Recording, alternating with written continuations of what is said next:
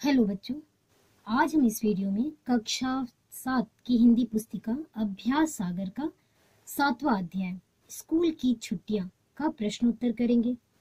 तो सबसे पहले आप देख सकते हो यहाँ पर आपको बुक में जो आपका है जैसे कहानी दिया होगा उसी के कुछ सेंटेंस को यहाँ पे लिखा गया है और इसी से संबंधित आपसे आगे प्रश्न पूछा जाएगा।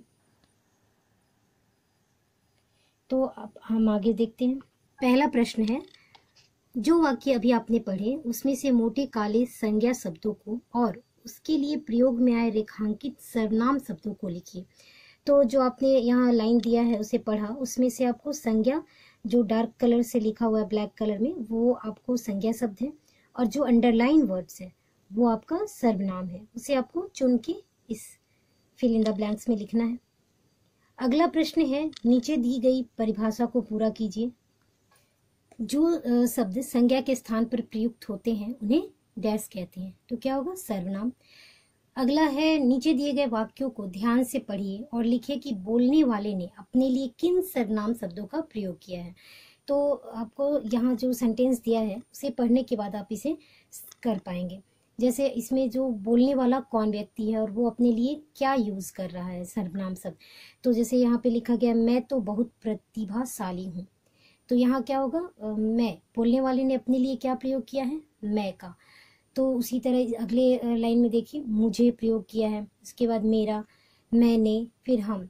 तो बोलने वाला व्यक्ति जो शब्द अपने लिए यूज कर रहा है उसे उस सर्वनाम शब्द को यहाँ आपको लिखना है। तो ये यहाँ पे लिख दिया मैंने। अब अगले प्रश्न पे आते हैं। नीचे दिए गए वाक्यों को ध्यान से पढ़िए और बताइए कि सुनने वाले के लिए किन शब्दों का प्रयोग हुआ है। तो जैसा कि आपने ऊपर देखा कि बोलने वाले के लिए क्या प्रयोग हुआ है। अब अगले प्रश्न में है कि सुनने वाले के लिए, जो व्यक्ति सुन रहा है उसके लिए कौन सा सर्वनाम शब्द प्रयोग हुआ है। तो देख सकते हैं आप, क्या आप मुझे कविता लिखना सिखा देंगे। तो बोलने वाला कौन है? मुझे। और किससे बोल रहा है? तो आप। तो सुनने वाला कौन है? आप। तो इस तरीके से आप जब इस वाक्य को पढ़ेंगे तो आप आसानी से इसका निकाल सकते हैं कि कौन बोल रहा है और किससे बोल रहा है। ठीक है, तो आप देख सकते हो यहाँ मैंने बाकी सारे वाक्यों को भी लिख दिया है। अब हम आते हैं अगले प्रश्न पे। नीचे दिए गए वाक्यों को ध्यान से पढ़िए और लिखिए कि बातचीत करने वाले यानी कि बोलने और सुनने वाले ने जिसके बारे में बात कर रहे हैं उसके लिए कौन से सर्वनाम शब्द का प्रयोग हुआ है।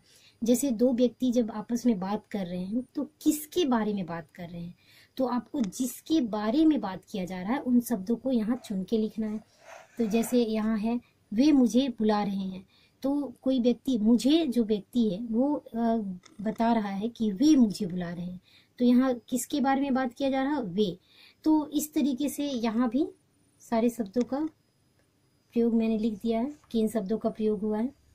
जैसे आप देख सकते हो, इसे कहानियां लिखने का शौक है। तो इसे मतलब जो दो व्यक्ति आपस में बात कर रहे हैं वो तीसरा व्यक्ति कौन है? इसे।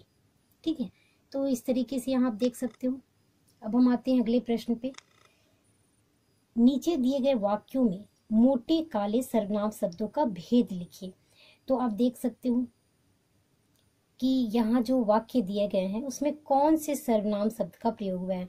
तो सबसे पहले तो आपको जानना होगा कि सर्वनाम किसे कहते हैं और सर्वनाम के कितने भेद होते हैं। तो सर्वनाम के जो है 6 भेद होते हैं: पुरुषवाचक, निजवाचक, निश्चयवाचक, अनिश्चयवाचक, प्रश्नवाचक और संबंधवाचक। तो उसके अकॉर्डिंग आप लिख सकते हो। यहाँ मैंने उत्तर लिख दिया है, आप देख सकते हैं यहाँ सारे का उत्तर मैंने लिखा है। अब अगले प्रश्न पे आते हैं। नीचे दिए गए वाक्यों में एक से अधिक सर्वनाम शब्दों का प्रयोग हुआ है, उन्हें पहचानिए और उन पर घेरा लगाइए। अब क्रम से इन सर्वनाम शब्दों के भेद भी लिखिए। तो सबसे पहले तो आपको वाक्य को ध्यान से पढ़ना है और इसमें कौन कौन से सर्वनाम शब्द है उसे आपको सर्कल करना है और कौन, इस जो सर्कल किए हैं आप उसमें कौन सा सर्वनाम, मतलब सर्वनाम का भेद भी आपको पता होना चाहिए। तो आप देख सकते हो यहाँ मैं, अपना, तुम, क्या, यह, तुम, आपको, कुछ, उसने, जो, ये सारे जो हैं सर्वनाम शब्द हैं और इससे कौन से सर्वनाम है यहाँ मैंने लिख दिया है। ठीक है। तो सबसे पहले तो आपको सर्वनाम का भेद और उसकी परिभाषा अच्छी तरीके से मालूम होना चाहिए, तब आप अच्छे से इस प्रश्न का उत्तर लिख सकते हैं। अब अगले प्रश्न पे आते हैं। नीचे दिए गए सर्वनाम भेदों का एक एक वाक्य लिखिए। अब यहाँ सर्वनाम आपको दे दिया गया है, उन सर्वनाम से आपको एक वाक्य बनाना है, सर्वनाम उस सर्वनाम शब्द का प्रयोग करते हुए। तो यहाँ देख सकते हो मैंने पुरुषवाचक सर्वनाम, तो उसमें मैंने लिख दिया मैं बाजार जा रहा हूँ, मतलब पुरुष व्यक्ति के लिए प्रयोग हुआ, किसी जो उत्तम पुरुष जो है उसके लिए उस प्रयोग किया गया है, किसी व्यक्ति के लिए। निजवाचक, निज मतलब अपने, अपने आप के बारे में, अपने लिए प्रयोग किया गया है। यह पुस्तक मेरी है, तो यहाँ मेरी क्या है, निजवाचक। फिर प्रश्न वाचक, जिससे जिस सेंटेंस को पढ़ने से आपको पता चले कि इसमें प्रश्न पूछा जा रहा है, तो आप देख सकते हो। अनिश्चयवाचक, जिसमें जिस वाक्य को पढ़ने से आपको ये फील हो कि इसमें क्या निश्चय है वो पता नहीं, क्या मतलब सही है और क्या मतलब बात होने वाला है ये पता नहीं है, कंफर्म नहीं है आप उस बात में, तो ये अनिश्चय यानी निश्चित नहीं है, वैसे वाक्यों में। निजवाचक मतलब अपने लिए, अपने आप जो हो जाता है। संबंध का प्रयोग जब दो जो सेंटेंस को जोड़ के एक दूसरे से संबंधित रहते हैं, जैसे कोई बात बोली जा रही है और वो दोनों बात एक दूसरे से संबंधित है। जैसे यहाँ मैंने लिखा है जैसे ही घर से निकला वैसे ही बारिश होने लगी, मतलब जैसे वैसे, ये दोनों जो है, घर से निकला बारिश होने लगी, ये दोनों जो वाक्य हैं ये एक दूसरे से संबंधित है। तो इस तरीके से ये हो गया। अब आते हैं अगले प्रश्न पे। तो अगला प्रश्न है, नीचे दिए गए अनुच्छेद को उचित सर्वनाम शब्दों द्वारा पूरा कीजिए। तो यहाँ जो फिल इन द ब्लैंक्स दिया है उसमें उचित सर्वनाम माने कौन से सर्वनाम शब्द का यहाँ प्रयोग होगा वो आपको लिखना है। तो आप जब सेंटेंस पढ़ेंगे तो खुद ब खुद लिख सकते हैं।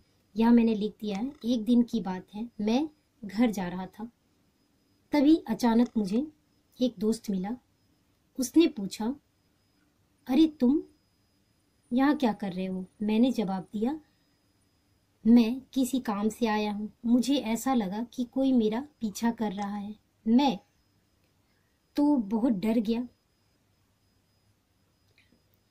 इतने उसने कहा तुमने कुछ सुना, अजीब सी आवाजें आ रही है। मैंने कहा हाँ हाँ चलो चलते हैं, फिर हम दोनों घर की तरफ चल दिए। तो इस तरह से आप जब सेंटेंस पढ़ के और फील कर सकते हैं।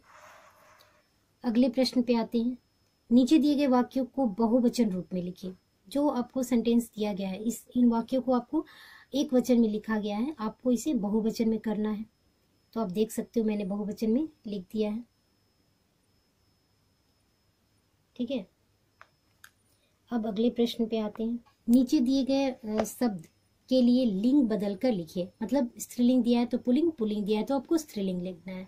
माताजी का पिताजी, अभिनेता का अभिनेत्री, वधु तो वर, वीर तो वीरांगना, नायिका का नायक, सुनार का सुनारिन। अगला प्रश्न है, नीचे दिए गए शब्दों में अनुस्वार और अनुनासिक चिन्ह लगाकर उन्हें दोबारा लिखिए। तो यहाँ जो है जो शब्द लिखे गए हैं उसमें अनुस्वार और अनुनासिक शब्द जो है वो छूट गया है, तो आपको उसे पूरा करना है। क्या देख सकते हो मैंने आप यहाँ पूरा कर दिया है। अगला प्रश्न है, नीचे दिए गए मूल शब्दों में उचित प्रत्यय लगाकर एक नए शब्द लिखिए। तो यहाँ जो शब्द मूल शब्द हैं आपको यहाँ प्रत्यय जोड़ के नया शब्द लिखना है, ठीक है। तो आप यहाँ मैंने लिख दिया है और यहाँ नए शब्द को भी लिख दिया है। पढ़ तो पढ़ाई, जीवन तो जीवनी, उत्साह उत्साहित, अपना तो अपनापन, चिल्ला चिल्लाहट। अब हम आते हैं अगले प्रश्न पे। नीचे दिए गए वाक्यों में उचित विराम चिन्ह लगाइए। अब यहाँ जो वाक्य दिया गया है उसमें चिन्ह का प्रयोग नहीं किया गया है, तो कौन से वाक्य में कौन सा चिन्ह होगा वो आपको यहाँ करना है। तो आप देख सकते हो मैंने यहाँ लगा दिया है, जैसे पूर्ण विराम, प्रश्नवाचक चिन्ह, फिर कॉमा, हलंत जो होता है, अल्प विराम, ये सारे मात्राओं को आपको लगाना है। तो कहाँ कौन सी मात्रा लगेगी आपको सेंटेंस जब पढ़ेंगे तो ही समझ पाएंगे। यहाँ मैंने पूरा कर दिया। तो इस पार्ट का हमारा सारा क्वेश्चन आंसर कंप्लीट होता है। तो अगर आपको ये वीडियो अच्छा लगा तो लाइक करें, शेयर करें, मेरे चैनल को सब्सक्राइब करना बिल्कुल ना भूलें। धन्यवाद।